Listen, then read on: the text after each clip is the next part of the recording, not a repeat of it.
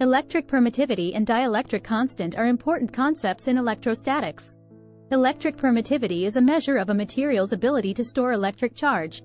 It is defined as the ability of a material to permit the formation of an electric field within it, under the influence of an external electric field. The SI unit of electric permittivity is farad per meter, F per meter. Dielectric constant is a measure of a material's ability to store electric charge relative to a vacuum. It is defined as the ratio of the electric permittivity of a material to that of a vacuum. The dielectric constant of a vacuum is 1.0, while that of other materials can be greater than or less than 1.0. The dielectric constant is a dimensionless quantity. Dielectric constant is also used to describe the effect of a dielectric material on the electric field between two charged plates. When a dielectric material is inserted between two charged plates, it reduces the electric field between them, leading to an increase in the capacitance of the system.